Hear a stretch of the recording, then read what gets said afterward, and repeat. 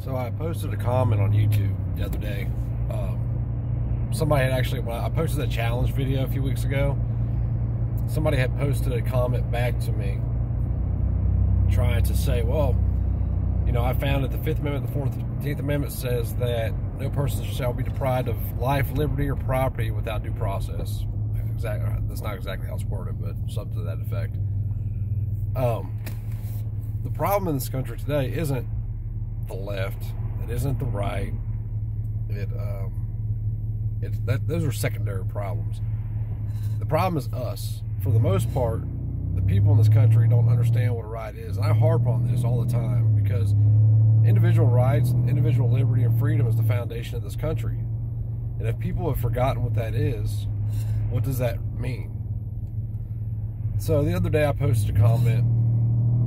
I probably posted it 20 times since then in other places just to see what kind of reaction I could get from people. And I knew what most of the people would say. Most of the people would be like, you know, tell me I'm full of shit. But the comment I posted was something to the effect of, my son, you know, I started it out like this. The problem is us, the quote-unquote pro-second Ayers, you know, the pro-rights, and what else did I put? Pro-second A groups, the pro-rights groups, and the quote-unquote conservatives, or patriots, that's why I say the patriots, that don't believe in rights themselves. My son was shot and killed 89 days ago today. The man that killed him is in jail. In jail today, that man still has the right to keep and bear arms. I know it sounds crazy, right? It's not. What he doesn't have is freedom. So he cannot take the liberty to exercise those rights. But the right still remains. He still has that right. People can't grasp that for some reason. I think a lot of it's conditioning and indoctrination, whatever you want to say it is. You know, it's been beaten in people's heads for so many years that rights can be taken from people when they can't be. But that little thing, it's not little, but just the ideal of what individual rights are, and people losing the knowledge of what that ideal is, has destroyed this country. You know, 99 out of 100 people will say that I'm stupid. The guy who killed my son has no rights. He lost his rights. He gave up his rights. Or when he went to jail, his rights were taken. And then I immediately fired back with, okay, but what about the 5th, 6th, 7th, 8th, and 9th Amendments? He still has those rights. And then they usually say something to the effect of, well, go read the Bill of Rights. Well, I also, in this comment, offered $1,000 to anybody. The challenge video I made a while back, I was going to give somebody $1,000 to show me anywhere in any of our founding documents where we gave government permission to legislate rights away. The offer's still there. I'll give $1,000 to anybody that can show me anywhere in any of our founding documents where the people gave government the right to legislate rights away, or even legislate rights in any way, infringe on them in any way. And I can tell you right now, it's not there.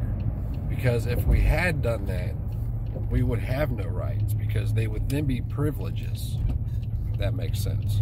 So, try to grasp that. Try to understand. I'm sorry about the lighting and stuff. There we go, driving. It's kind of hard to do this too, both these at the same time. But try to grasp that ideal. Even though the man that killed my son is in jail, right now he is, in jail, he still has the right to keep and bear arms. But he's not free. Through due process, his freedom was taken. So his liberty to exercise those rights were taken. Certain rights anyway. So try to grasp that. And once you grasp onto that ideal, you'll understand what a right is. It'll kind of open your eyes up to a lot of things. And everything wrong with this country, if you distill it down to the smallest point, is because individual rights have been infringed upon in some way or another. Whether I got to pay taxes or whatever those taxes go for. A lot of it is taxes, but you know, just anything. You know, if you want to build something on your property, you got to pay for a permit. If you don't even own the property, because if you don't pay the taxes, the IRS will come take it. And they're so bold about it now. I just heard a message a few minutes ago on the radio talking about, you know, the IRS will seize your bank accounts and take your property if you don't do this. If you owe tax money, call blah blah blah blah blah or whatever. But anyway, try to grasp that ideal. Rights are they're like your brain. You gain them from conception, from conception. I'm sorry.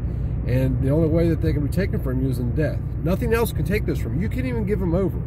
You can't even sign something to say, okay, I give my right up. Even if you want to do that, you still have your rights. Period. You can choose not to exercise them. That's on you. If you don't want to own a gun, don't. I don't care. You don't want a jury trial? Ain't my problem. You don't need a lawyer? That's on you. But at any time you want, you can decide, well, you know what? I want a lawyer. I want to own firearms. And government now has, like I said, they've beaten people's heads so many times that, you know, we can make a law, and that law now trumps your right, and it doesn't. And that, you know, that the ideal of individual rights and individual liberty and freedom is what built this country. And we're so far away from the intent of the founders now. I get like, I probably shouldn't say this, but I get like headaches thinking about it sometimes, like just how ignorant people are.